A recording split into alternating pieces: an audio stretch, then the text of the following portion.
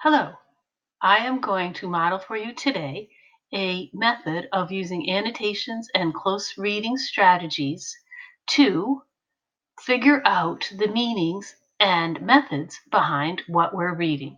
Today, we had to read a couple of articles by Alfie Kohn, one of which was called Bad Signs.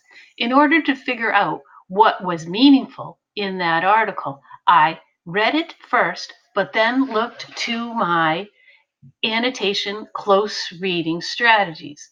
For today's class, I've created a close reading bingo, and you're going to be able to work on this in a minute. As I looked through the different strategies that I could come up with, some I knew right away would have one denotation. I know that denotation means dictionary definition, and I remember it because of the D's. So I tried to think of a word that I saw in the article from Kohn that seemed to be difficult or unusual, or a word that somehow told me a lot about the way he thinks about education in classrooms today.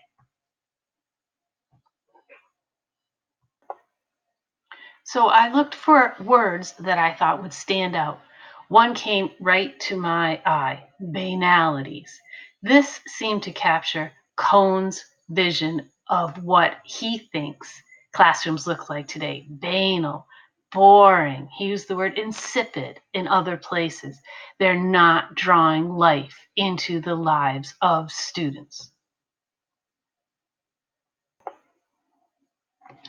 I also looked at language devices from our list here on what will be our social annotation close reading bingo.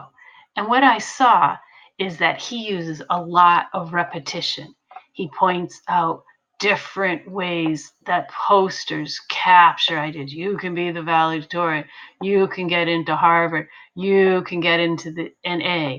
They're all beginning with the same sentence structure. You can, you can, you can, each of which has a type of command voice to it, suggesting that simply by looking at an inspirational poster, all students should be able to be successful.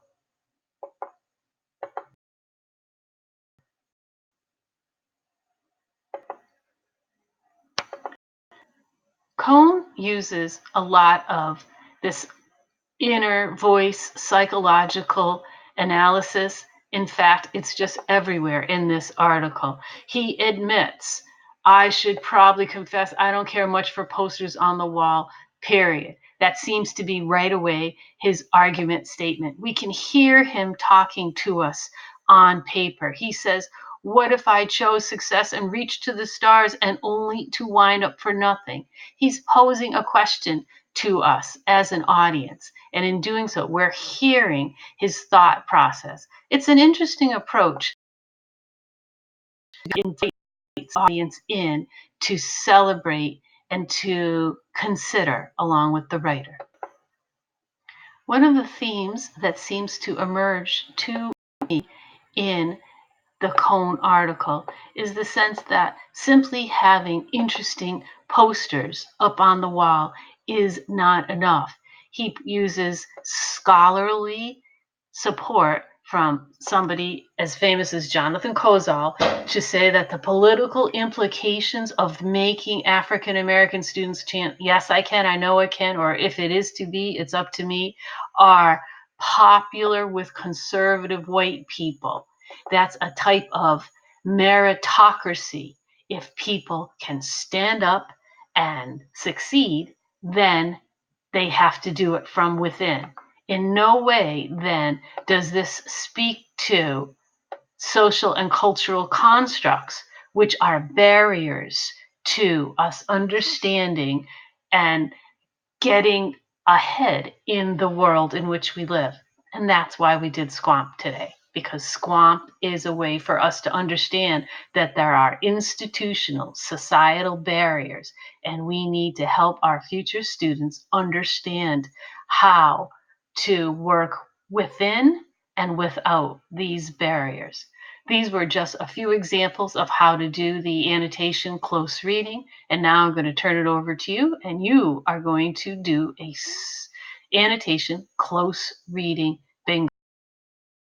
Help you a little bit to understand how to do a close reading or annotations.